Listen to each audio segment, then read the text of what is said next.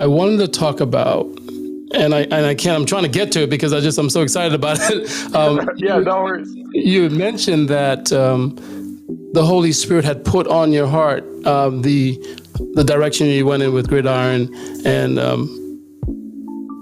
Hologram and the coin, and so I wanted to know what that felt like, what it looked like, and maybe you can describe it to us so we can see what it looks like when the Holy Spirit gives you an inspiration for an idea and you bring it to pass.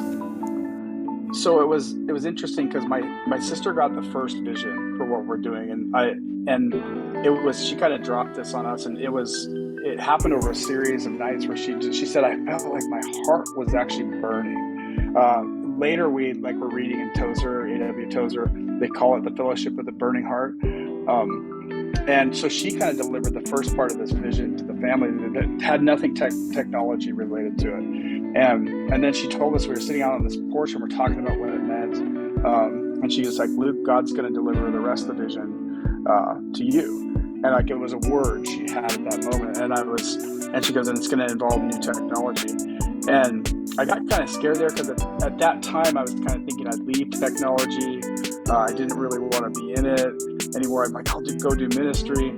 And so then I realized my whole life I've just kind of been casting Luke's vision. What do I want to do? Where do I want tech to go? It makes me feel smart when I know it's coming. And so I started praying for his vision. And we prayed the prior year, I'd been praying for a year for another thing and kind of done that. Just refortifying our business and remolding it to look more Christ-like.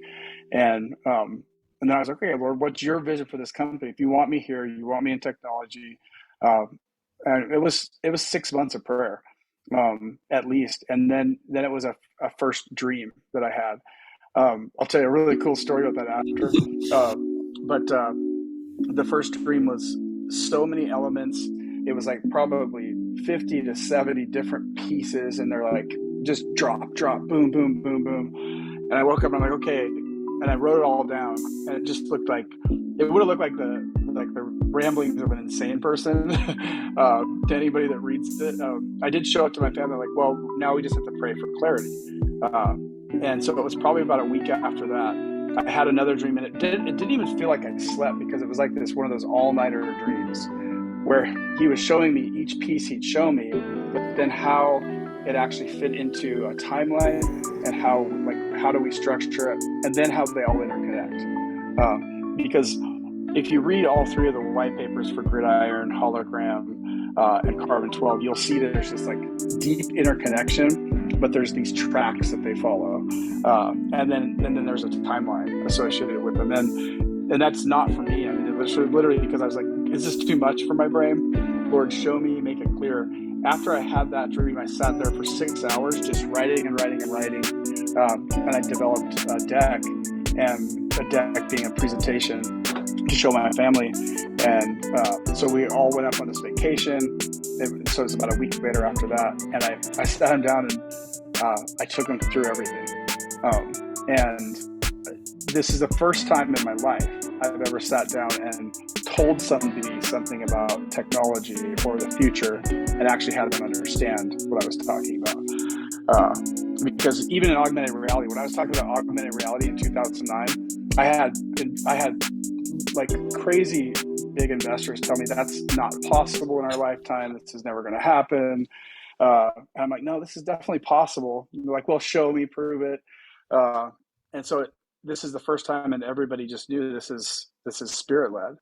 And I knew it was spirit-led because I couldn't invent this much information in that time frame. It was I met the spiritual director of Bethel Tech recently, and the reason I met him is because I saw a video of him. Did I already mention this? No, I just love the title. These titles. I just love these titles. Yeah. The spiritual director. We'd hired a couple of their developers, and because I like that it's a faith-based place for coders to learn to code, and what I noticed about their developers is they're good. So usually boot camps, don't create the best coders, but these guys are really good, hyper intelligent, and they love Jesus. So, and the two I've hired are super passionate about. It's Charlie and Drew. I'll give them a little shout out. But and they're good. But my wife just randomly puts a video up on our screen.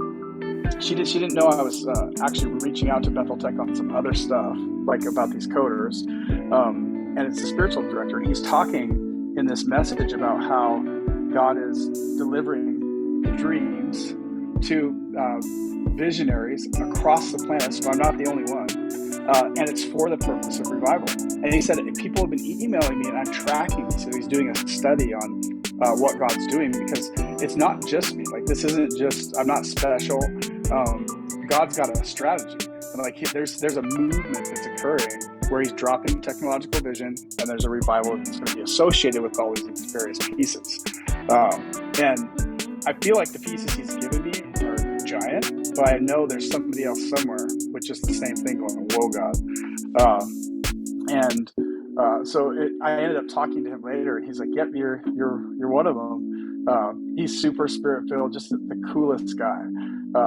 And anyways, that's kind of where, and now we're just executing on it. So it's, that's what it was like.